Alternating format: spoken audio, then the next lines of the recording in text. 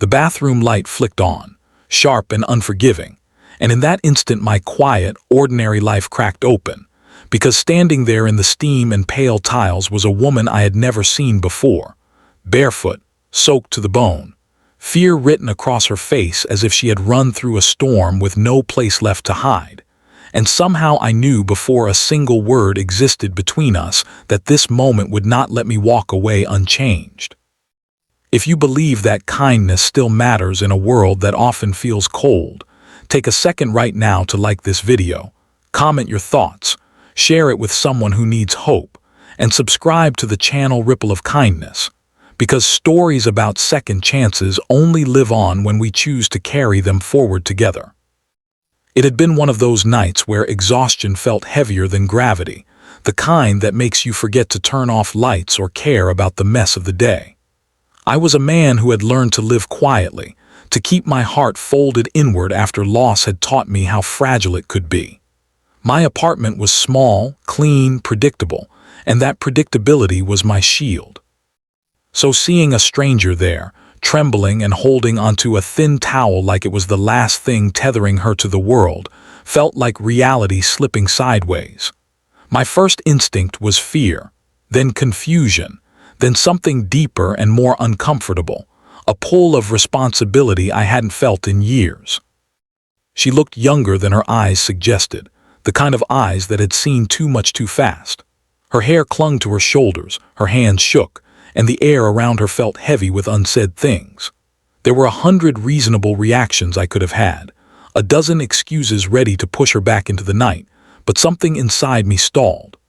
I remembered how loneliness had once found me after my own life fell apart, how one small act of mercy could have saved me months of silent suffering. The challenge wasn't the risk of helping a stranger, it was the risk of opening myself again. As the night stretched on, I learned her story in fragments without the neatness of timelines or easy explanations.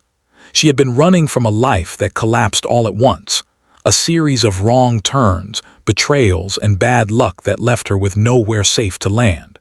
She wasn't asking for rescue or promises, just one night without fear, one night where the world wouldn't keep demanding more than she had left to give.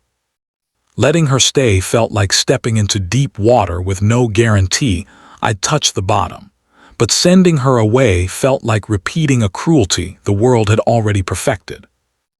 I made space where there hadn't been any, cleared the couch, found dry clothes that didn't quite fit, and tried to pretend this was all normal. Inside, my mind wrestled with itself. What if this was a mistake? What if kindness came with consequences I wasn't ready to face? But there was also something else happening, something subtle and powerful, a softening I hadn't felt since before grief taught me to lock my doors, both literal and emotional. The apartment no longer felt like a bunker. It felt like a place where something fragile could breathe. Sleep didn't come easily that night. I lay awake listening to the quiet, aware of another human presence in my carefully guarded solitude. Yet instead of anxiety, there was a strange calm, as if the universe had nudged me back into alignment with a part of myself I had abandoned. In the early hours, I realized how much of my life had been about surviving rather than living, about avoiding pain rather than choosing meaning. Offering shelter hadn't solved her problems, but it had cracked open my own. Morning light changed everything. The fear in her eyes softened, replaced by something cautious but real. She moved differently, like someone who remembered how to exist without flinching at every sound. Over simple food and quiet moments, the weight of her situation became clearer, and so did my own. I wasn't just helping her pause her fall. She was reminding me that my heart still worked, that it could respond, care, and risk again. The challenge shifted from whether I should help to how much I was willing to let this moment transform me. Days turned into plans, and plans turned into steps forward. I helped her find resources, make calls she was afraid to make, and believe that her life was not defined by the worst things that had happened to her. In return, she gave me something I didn't know I was missing, a sense of purpose that went beyond routine, a reason to wake up with intention. The suspense of that first night faded, replaced by a quiet gratitude that grew stronger with each small victory. Eventually, the time came for her to move on, not because she was pushed out, but because she was ready. Watching her leave was harder than I expected, but it was the good kind of ache, the kind that means something mattered. She walked away stronger, steadier, carrying the knowledge that one night of kindness had reminded her she was still worth saving. And I stood there realizing that by opening my door, I had reopened my life. If this story touched your heart even a little, please take a moment near the end of this video to like it, share it, and subscribe to Ripple of Kindness, because your support helps stories like this reach people who desperately need to hear them. Before this story ends, I have a special request for you.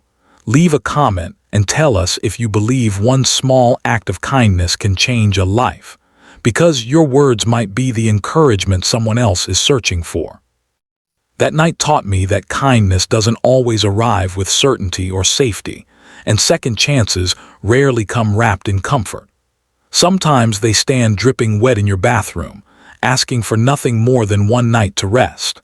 And when you choose to open the door, you may discover that the person most in need of shelter was you all along.